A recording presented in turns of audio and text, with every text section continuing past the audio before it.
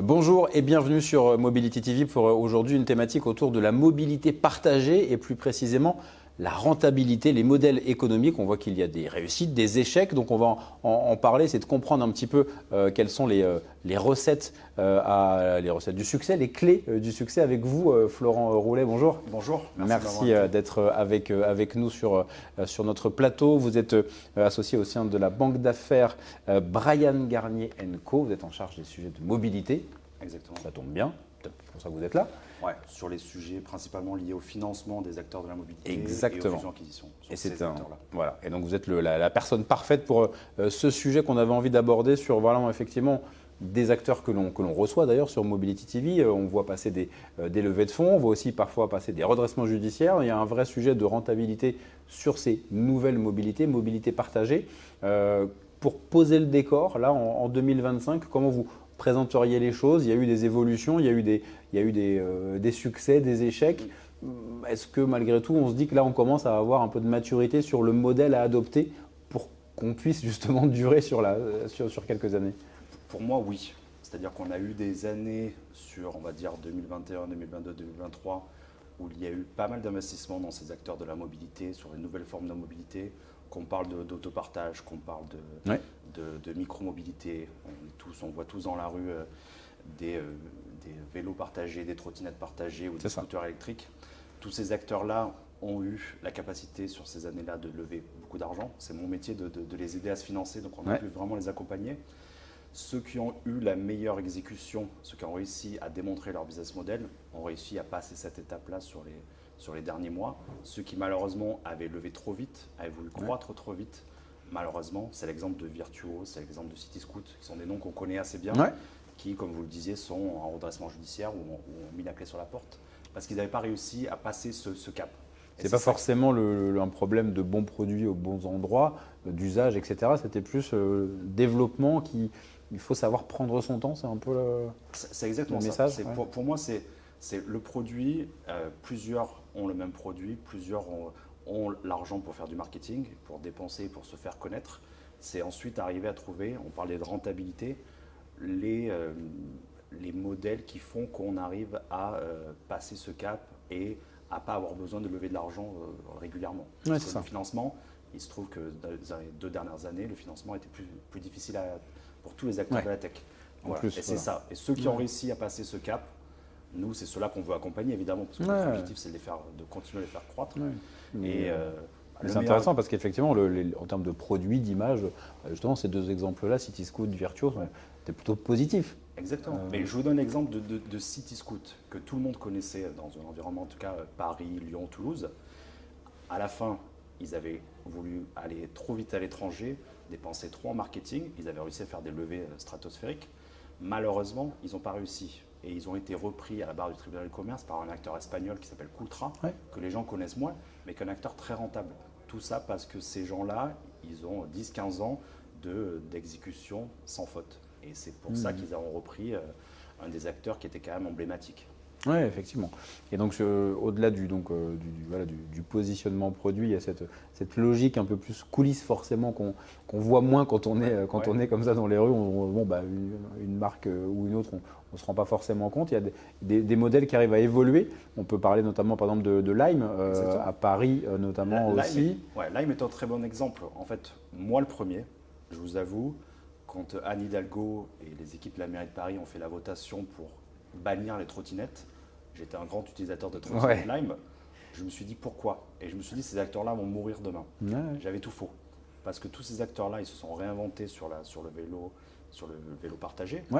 Et aujourd'hui, Lime, c'est une boîte qui fait à peu près 700 millions de chiffre d'affaires en dollars, qui croît 30% par an, qui est très rentable.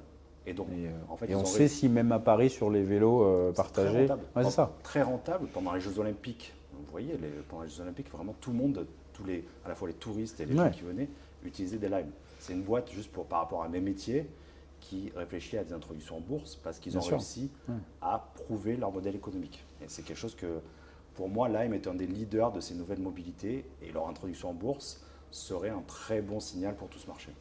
Et pour rester sur cet exemple-là, l'idée c'est aussi de savoir s'adapter aux restrictions, aux réglementations. On parle de Paris parce qu'ils n'ont pas abandonné non plus les trottinettes partout. Exactement. Moi, je passe pas mal de temps dans mon métier.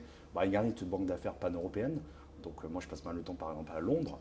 Et à Londres, vous avez les deux qui coexistent. Vous pouvez retrouver ce plaisir de trottinette Lime. Mais la vérité, c'est que quand je suis à Londres, je continue à reprendre les vélos parce que… finalement, vous avez… Finalement, je suis passé du camp des vélos. Mais Lime a gardé à Londres les deux Oui, effectivement. Et justement, sur les vélos électriques, là, il y a une actu qui va bientôt arriver, l'appel d'offres, justement, pour la ville de Paris, parce que c'est vrai qu'on parle pas mal de la capitale, parce que même quand on n'y vit pas, on peut y passer et s'intéresser à ce type de mobilité. Là, quels sont les enjeux pour vous là, sur cet appel d'offres? Il y en a un pour Lime déjà. Parce qu'en fait, Lime est le numéro 1 à Paris. Et le deuxième acteur qui est DOT, qui est un acteur franco-hollandais, a lui, encore une fois, c'est le même métier de fusion-acquisition, a fusionné avec son concurrent allemand qui était plus en difficulté, qui s'appelait TIR. Donc on avait 3 acteurs, Lime, DOT et TIR. TIR a disparu, donc il ne reste plus que 2 acteurs. Et la mairie de Paris veut qu'il y en ait 3. Donc l'enjeu dans les prochains mois, c'est d'arriver à faire venir le 3e acteur. Qui pourrait être français Qui pourrait être français, mais les acteurs partout en Europe, ça va être Void des Suédois, ça va être Ride Movie, qui est un acteur italien, ça va être Bolt, l'acteur estonien. Aussi, Bolt, on connaît ici par rapport pour les VTC. Mais c'est aussi un acteur justement. Et encore une fois, Bolt, si on revient sur la rentabilité, très connu sur les VTC et sur la livraison de nourriture, mais sur le modèle économique du VTC, ils sont aussi très rentables. Donc c'est encore une fois, un peu comme Uber, qui ont réussi à démontrer leur capacité. Parce que c'est vrai que ça faisait partie des sujets, effectivement, quand les Uber ou Lime, même depuis très longtemps, levaient pour le coup aussi pas mal d'argent. Alors, ils avaient le niveau mondial aussi pour différents types de marchés pour et ces acteurs-là, ils ont levé pas mal d'argent au début pour se développer, c'était normal. Et là, aujourd'hui, leur problématique, c'est comment est-ce qu'on continue à grossir. En continuant sur nos marchés forts, que ce soit Paris, Londres ou ailleurs, mais aussi potentiellement faire des acquisitions, lever de la dette. Donc les sujets de financement sont devenus un peu différents pour eux. C'est sur ça que nous, on veut potentiellement les aider parce que ce que moi j'appelle les gagnants de la nouvelle mobilité, c'est eux qui ont une palette d'options plus large. C'est ça. Alors que les autres, malheureusement, faites.